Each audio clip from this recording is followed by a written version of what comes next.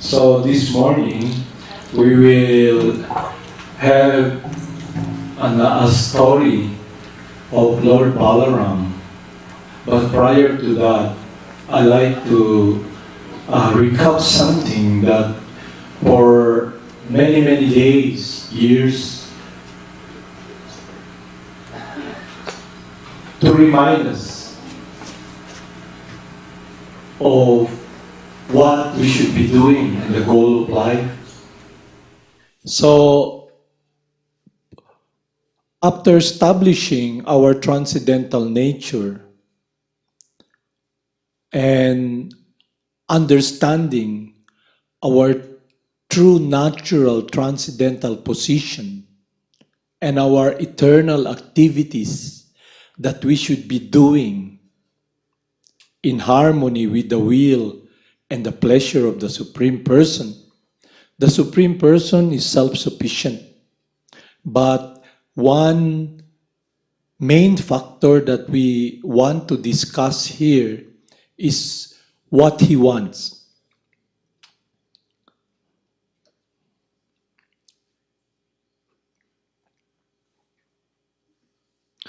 So, to be on the ground with real time and situation, many of us have come in contact with our instructing spiritual master and our initiating spiritual master who is coming from Lord Krishna.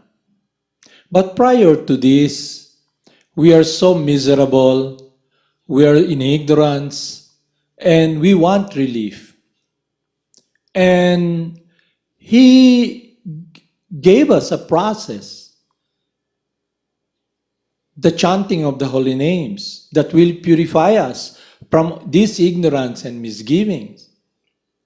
And to hit the nail on the head, the problem is what we focus, what we meditate, what we do, our direction, our intent. So, due to contact with material nature, we have become so much engrossed, and in the process of trying to be purified and experience this connection with the pleasure and the will of the Supreme Person, our meditation is still contaminated. That's why that we're not able to feel really this purity of longing for the Supreme Person. I'll give you a story. One time, one of my friends, we were with them, we were working in the farm, and he has this cut on a wound on his legs, and oozing with pus. And we are in front of our spiritual master. And Srila Prabhupada said to him, you know why you are suffering? Because of this self-pity of false bodily identification. So the process is to become free from this ignorance. Lord Krishna himself, the holy names, will purify us. But we tend to be not really focused by not really following what we have listened when we listen to our spiritual master. We heard it, but we are not gliding towards doing what he wants us to do. Our work, our activity, our trust and focus is still contaminated with what we want. And there's an influence there of the three modes of material nature that has encumbered us. So he wants us to become free.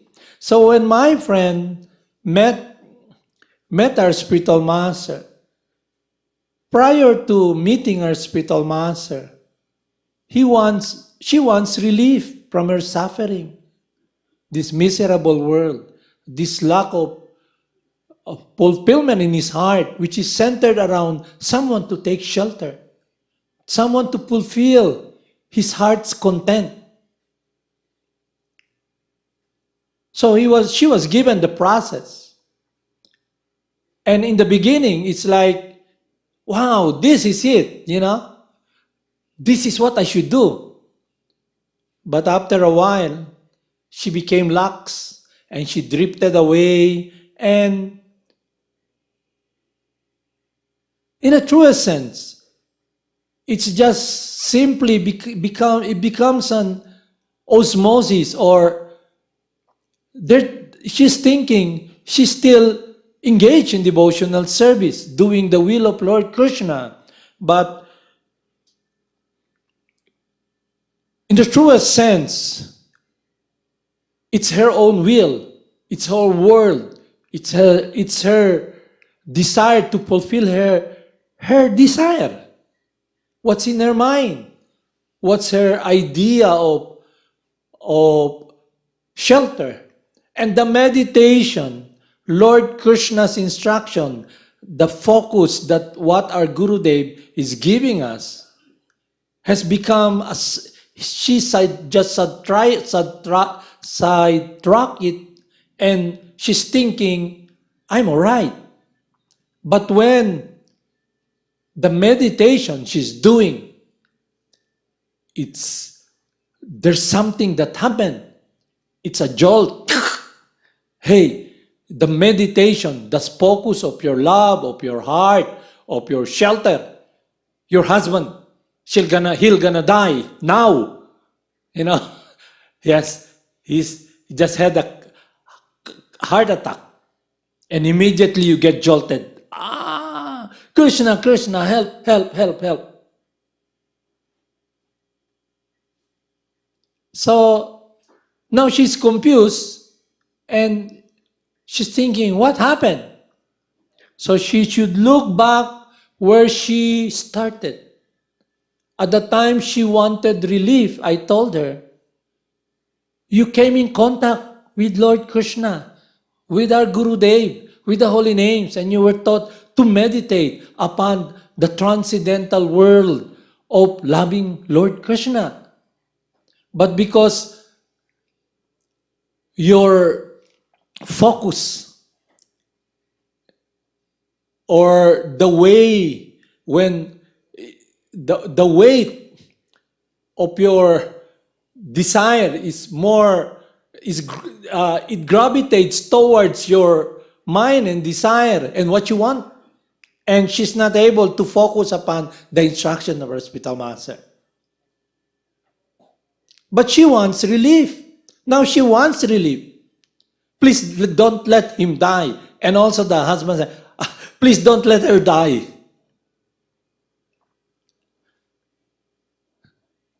I'll just have this topic, two stories to let us see our situation through these examples. So what happened was, I have a brother, physical brother here, who just passed away, and he's chanting. And he has so much pain in his body. And he just wants to get out of his body. So it's all about relief, getting out of the pain. Because of the meditation we're doing. It's contaminated with material consideration and attachment to this world. And our own will. So that's the point there. So I like to read here about Lord Chaitanya and Lord Balaram to connect, to establish in our study program what will give us real relief, refuge. How important it is that we must be focusing with our life. Without a doubt,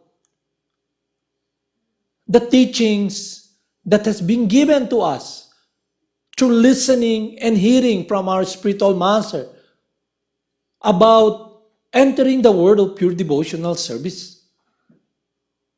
We cannot just do what we think.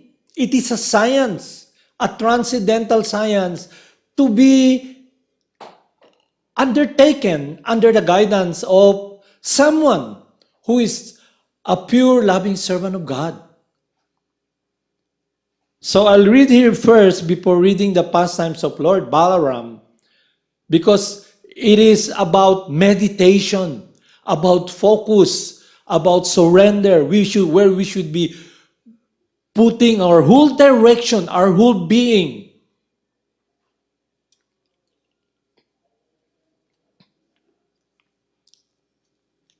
I'll read here first the mission of Lord Chaitanya.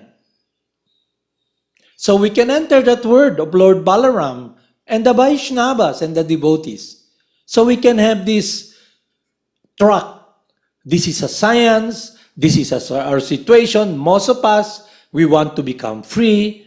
And then this is the process, what should be achieved, and who gives us guidance, who enthuses us, who motivates us with this transcendental science, who literally let us enter into that world. That is none other than Lord Krishna, His love and care for us. And He comes as Lord Chaitanya. And I'll read this to connect with the meditation of why Lord Balaram is always assisting Lord Krishna, making Lord Krishna very happy. The sinful life of the living beings result from ignorance. To destroy that ignorance, He has brought various weapons, such as His plenary associates, His devotees, and the holy names. So when Lord Krishna comes, Balaram comes.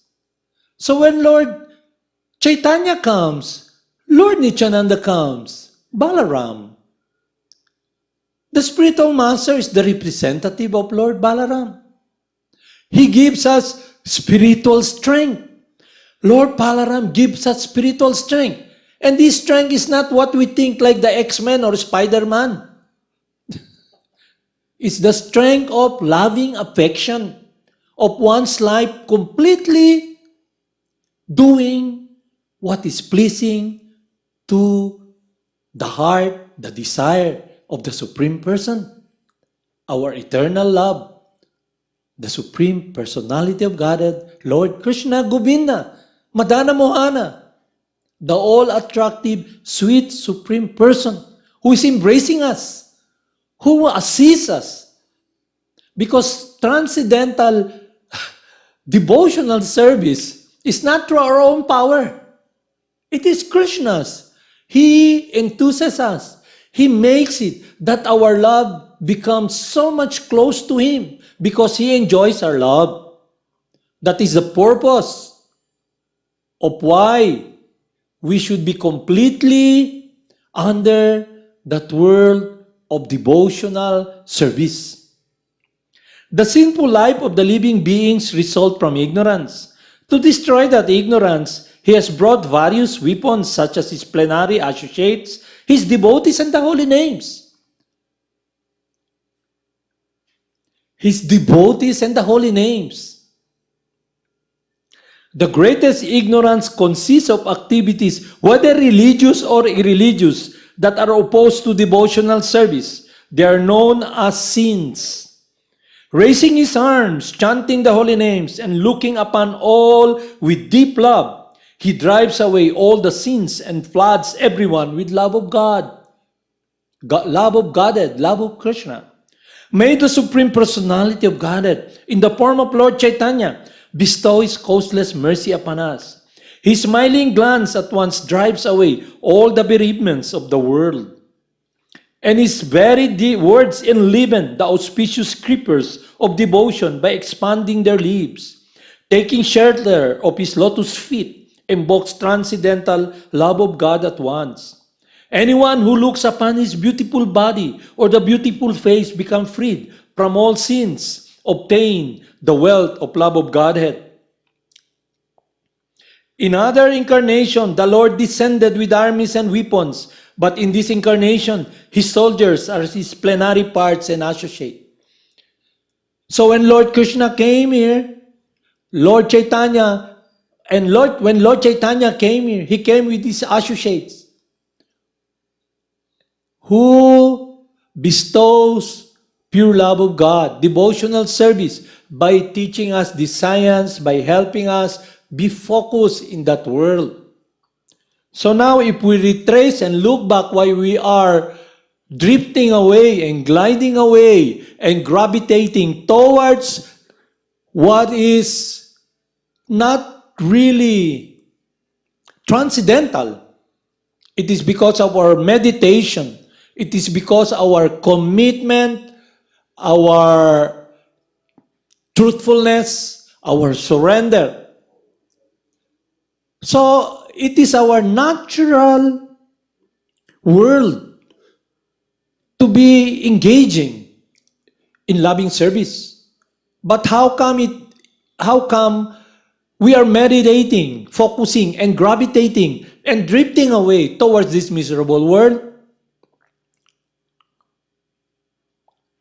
It is because we are not really focusing and meditating and grabbing and holding and embracing that love that our Gurudev, Lord Chaitanya, is bestowing upon us. We should be very focused, and that focus, we can check it in ourselves if we're making progress by our life's result. So when I look back, I was talking to these ladies. I said, why don't you try to recall when you started? And don't ever see that, because they don't see that, majority of us, they don't see that Lord Krishna, everything he does is out of love. Time is Krishna's care for us. I told her, when you came in contact with Lord, with our spiritual master, you were given so much time. And Lord Krishna is time. But we should be able to take opportunity and address that love, that time can be used while I am in this body to be very focused in connecting my heart, my mind, in doing what is pleasing to Lord Krishna by following the instruction of his confidential, loving friend who loves me eternally. So now I'll read to you here, because it's Lord Balaram's appearance. It's not about the power to what Lord Chaitanya, what Lord Krishna did when he came here and displayed these pastimes in Vrindavan to establish religion. Here it's connected with Lord Chaitanya's mission. So we can be enthused and be very confident and guided that yes, I can love Lord Krishna. I can be in that world. I can be pleasing to Him. I can connect my heart, my mind, without any material consideration. Although I know I fall far short because of my sinful activities, my meditation in the past, but now He's holding my hands.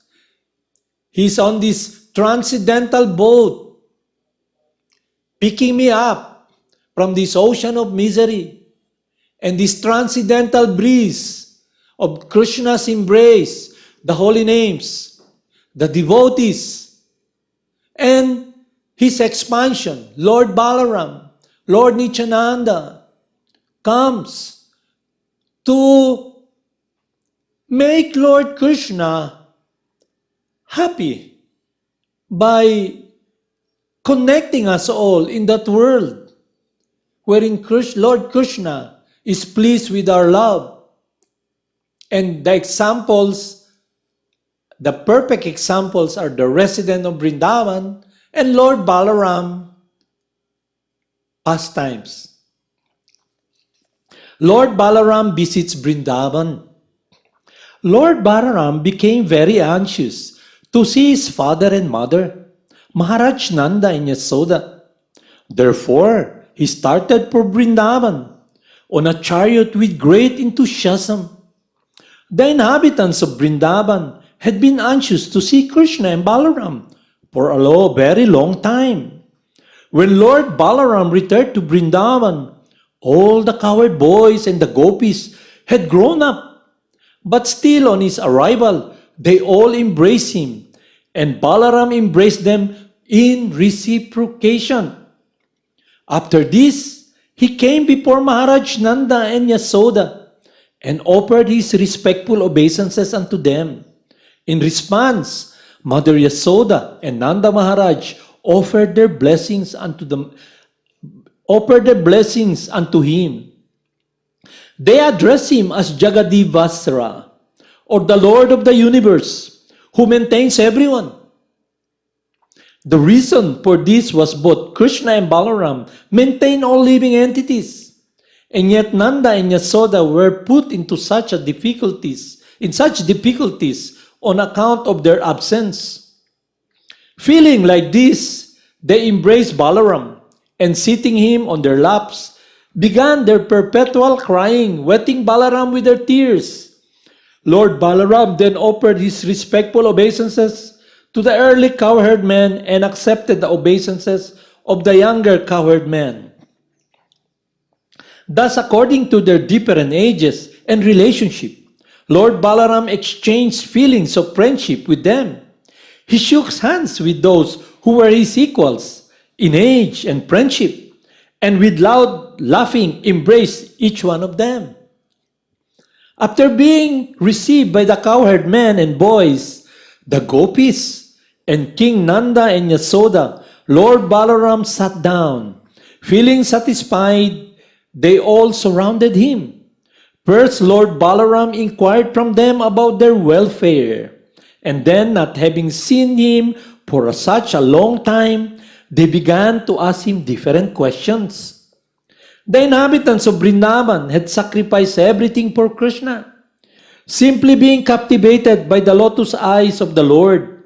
Because of their great desires to love Krishna, they never desired anything like elevation to the heavenly planets or merging into the effulgence of Brahman to become one with the absolute truth. They were not even interested in enjoying a life of opulence, but were satisfied in simply living a simple life in the village as cowherd men. They were always absorbed in thoughts of Krishna and did not desire any personal benefits. And they were all so much in love with him that in his absence, their voices faltered when they began to inquire from Balarama Ji. First, Nanda Maharaj and Yasoda Maya inquired, "My dear Balaram, are our friends like Vasudeva and others in the family doing well? Now you and Krishna are grown up, married men and with children. In the happiness of family life, do you sometimes remember your poor father and mother?" Nanda Maharaj and Yasoda Devi, "It is very good news that the most sinful King Kamsa has been killed by you, and that our friends like Vasudeva and others who have been harassed by him have now been relieved. It is also very good news that both you and Krishna defeated Jarasandha and Kalayabana, who is now dead, and you are now living in a fortified residence in Dwarka." When the gopis arrived, Lord Balaram glanced over them with loving eyes. Being overjoyed, the gopis, who had so long mortified on account of Krishna and Balaram's absence, began to ask about the welfare of the two brothers. They specifically asked Balaram whether Krishna was enjoying his life surrounded by the enlightened woman of Dwarkapuri. Does he sometimes remember his father Nanda and his mother Yasoda? and the other friends with whom he so intimately behaved while he was in Vrindavan? Does Krishna have any plans to come here to see Mother Yasoda? And does he remember us gopis who are highly pitiably bereft of his company? Krishna may have forgotten us in the midst of the cultured women of Dwarka. But as far as we are concerned, we are still remembering him by collecting flowers, sewing them into garlands. When he does not come, however, we simply pass out time crying. If only he would come here and accept these garlands that we have made. Dear Lord Balaram, descendant of Dasara, you know that we would give up everything for Krishna's friendship. Even in great distress, one cannot give up the connection of family members. But although it might be impossible for others, we gave up our fathers, mothers, sisters, and relatives without caring at all about renunciation. Then all of a sudden, Krishna renounces and went away. He broke off our intimate relationship without any serious consideration and left for a foreign country. But he was so clever and cunning that he manufactured very nice words. He said, "My dear gopis, please do not worry. The service you have rendered me is impossible for me to repay. After all, we are women. So how would we disbelieve him? Now we can understand that his sweet words were simply for cheating us."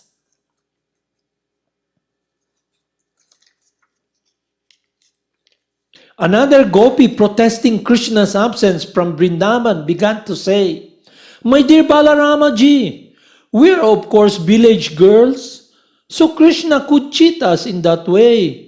But what about the women of Dwarka? Don't you think they're as foolish as we are? We village women might be misled by Krishna, but the women in the city of Dwarka are very clever and intelligent. Therefore, I would be surprised if such city woman could be misled by Krishna and could believe his words." Then another gopi began to speak.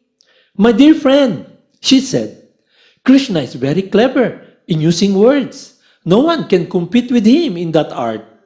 He can manufacture such colorful words and talk so sweetly that the heart of any woman would be misled.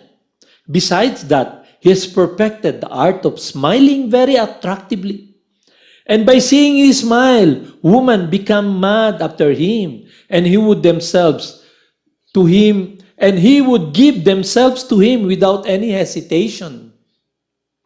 Another gopi, after hearing this, said, "My dear friends, what is the use in talking about Krishna?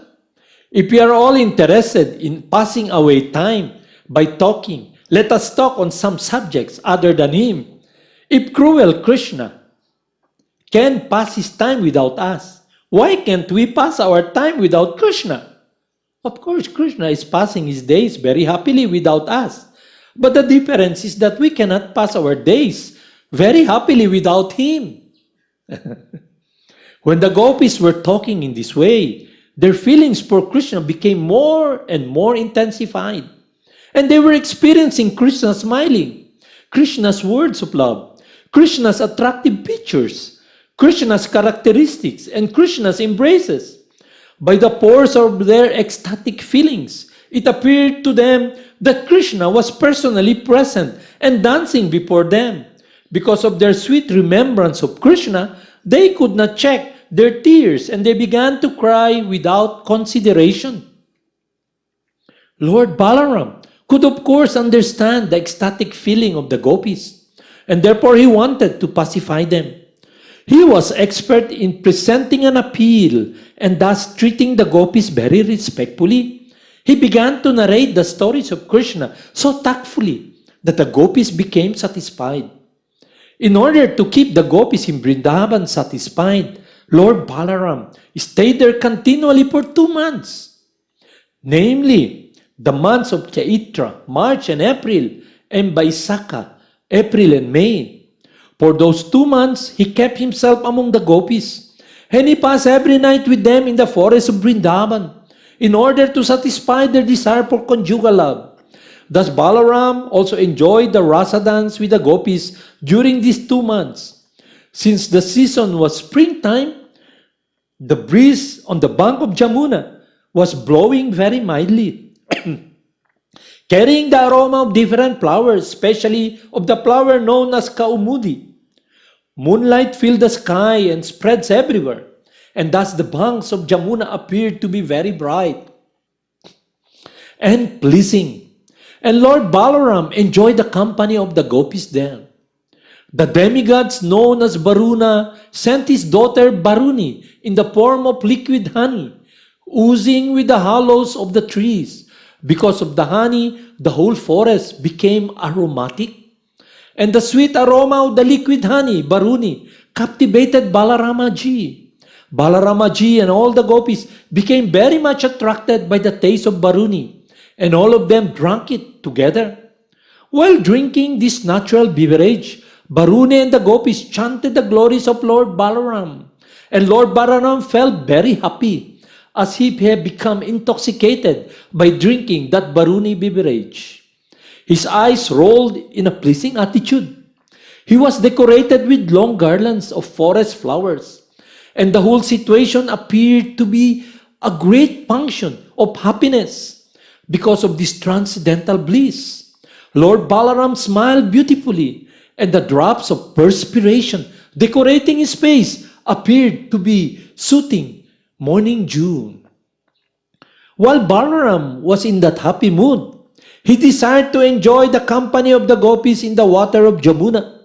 Therefore, he called Jamuna to come nearby. But Jamuna neglected the orders of Balaramaji, considering him to be intoxicated. Lord Balaramaji became very much displeased at Jamuna's neglecting his order.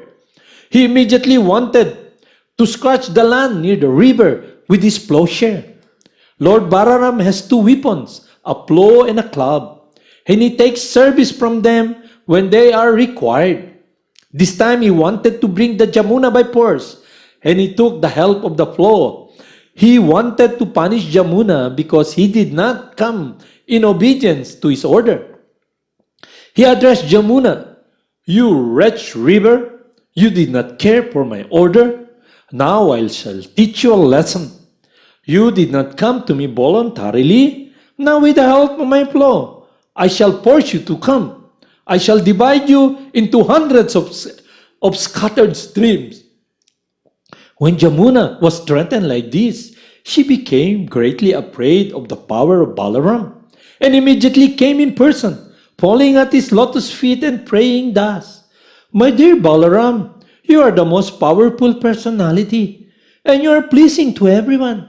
Unfortunately, I forgot your glorious exalted position, but now I have come to my senses, and I remember that you hold all the planetary systems on your lotus head merely by your partial expansion as Sesa. You are the sustainer of the whole universe. My dear Supreme Personality of Godhead, you are full of 6 opulences. Because I forgot your omnipotence, I mistakenly disobeyed your order, and thus I have become a great offender. But my dear Lord, please know that I am a surrendered soul unto you. You are very much affectionate to your devotees. Therefore, please excuse my impudence and mistakes, and by your causeless mercy, you may now release me."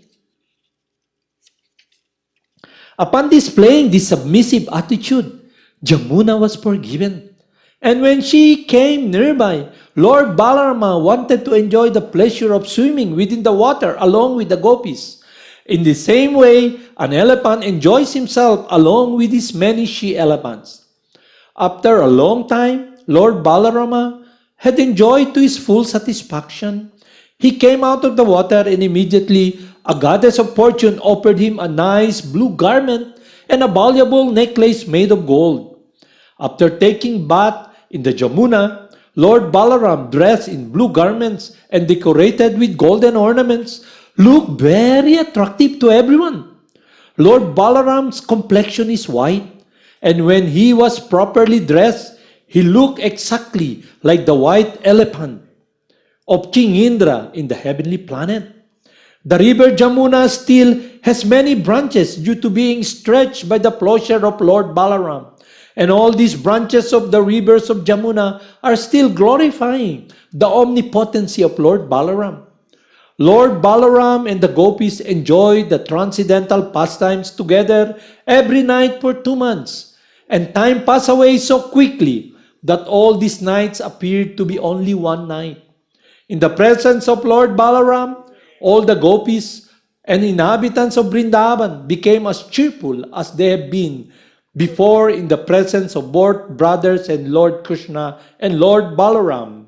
Thus end of Bhaktivedanta purport of the second volume, 13th chapter of Lord Balaram's visit to Vrindavan. So, in a nutshell, the key is meditation. Our love, our heart, our whole being. So the perfect example of those who have achieved pure love for God and association with Lord Balaram are the gopis of Vrindavan. So this is a science we should be doing, applying in our lives. So we should look at the face of Lord Chaitanya and the chanting of the holy names to be in that focus, in that meditation. Love for the Supreme Person is achievable because He Himself comes, He makes it outrightly telling us, love me, serve me, please me. And if you surrender unto me, you abandon all varieties of religion, just completely take shelter upon me, I will protect you. I will give you understanding, loving remembrance. He will be the driver of our love because that world is pure love for God. And it is achievable. So we must focus in this practice of the Harinama. Because in this age of Kali Yuga, the easiest way, the most simplest process to achieve pure devotional service in loving meditation is completely dependent upon Lord Krishna and the holy names, which is non-different from Him. Haribol Namaste. Haribol, let us chant.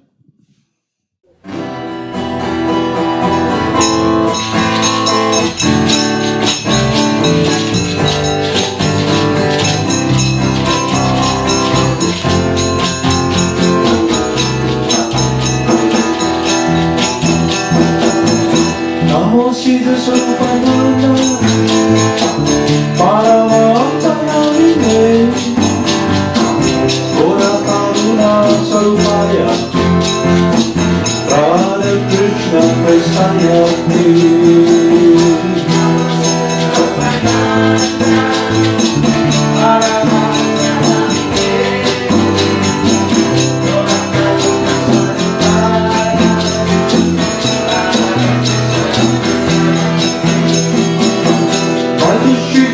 Chaitanya, Prabhu Nityananda, Shri Advaita Gadadhara, Shri Vasudeva Bhakta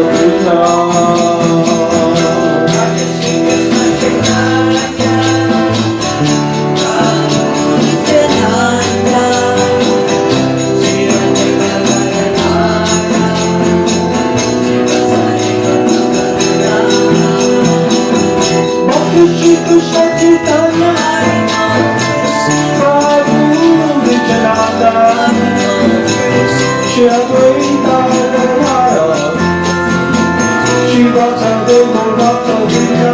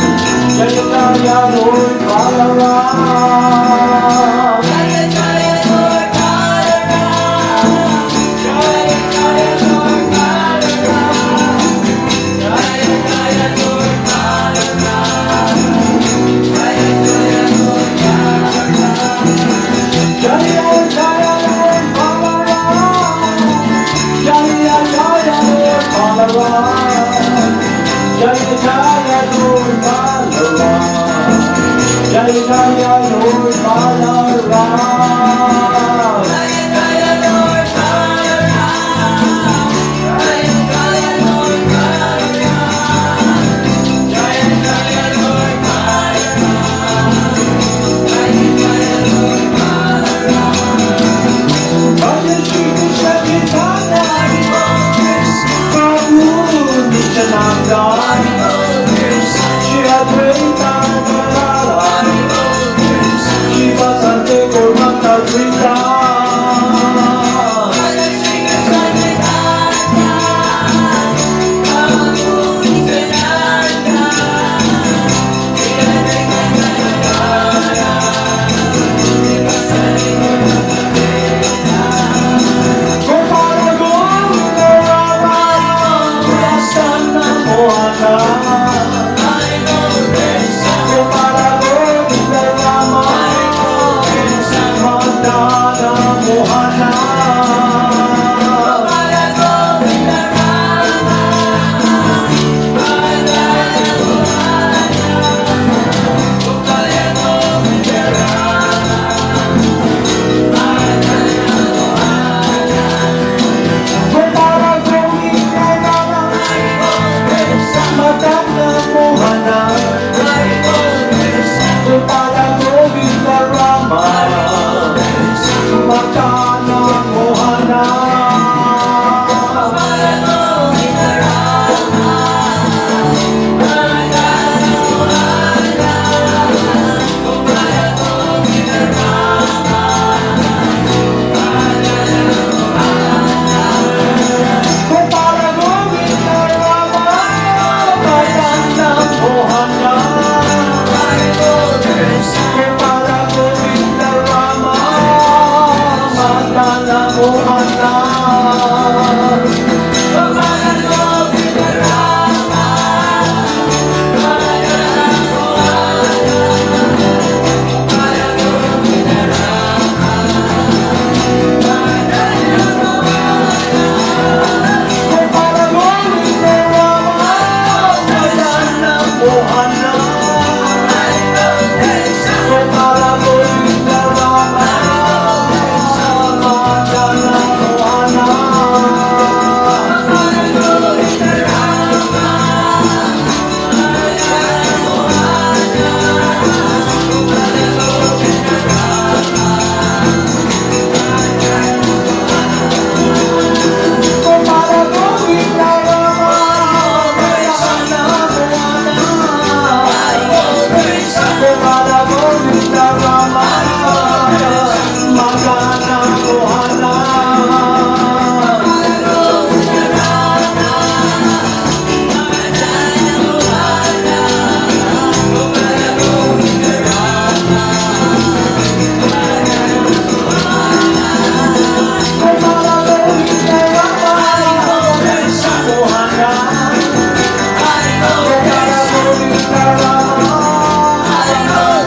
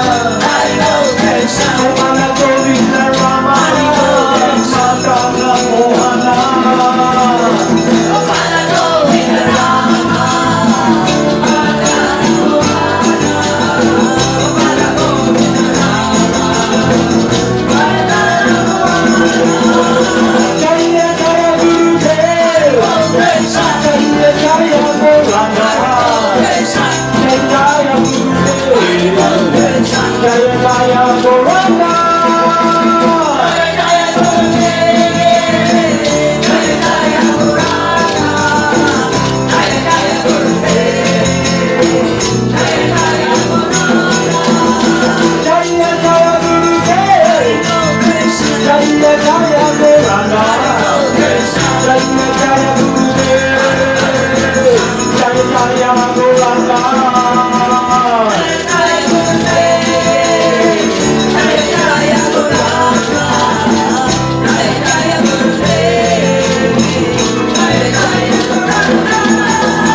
Jaya Jaya Lord Bhagavan, Jaya Jaya Lord Bhagavan, Jaya Jaya Lord Bhagavan, Jaya Jaya Lord Bhagavan.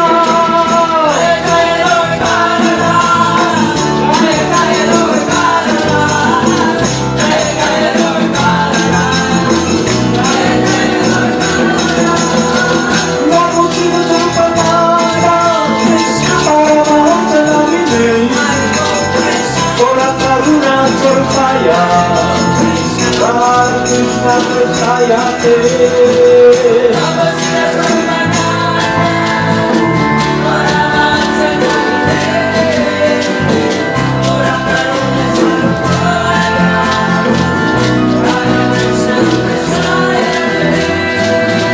Jaya Jaya Gurudev, Jaya Jaya Srila Prabhupada, Jaya Jaya Gurudev, Jaya Jaya Srila Prabhupada. Jaya Jaya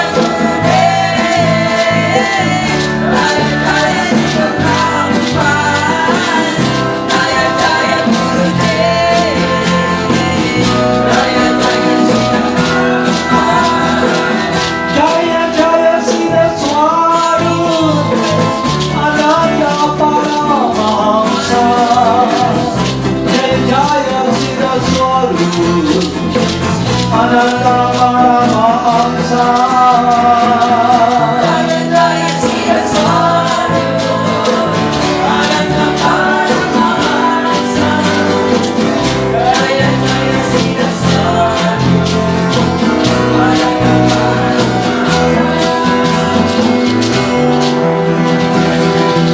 Namo Siddhaswarupananda Paramahamsa namine Gaura Karuna Sarupaya Radha Krishna Prasade. Bhaja Shri Krishna Chaitanya Prabhu Nityananda, Shri Advaita Gadadhar Srivasadi Gaur Bhaktavrinda. Hare Krishna Krishna Krishna Hare Hare, Hare Rama Rama Rama Hare Hare. Hare Bol Namaste. Thank you very much for taking part in this study program.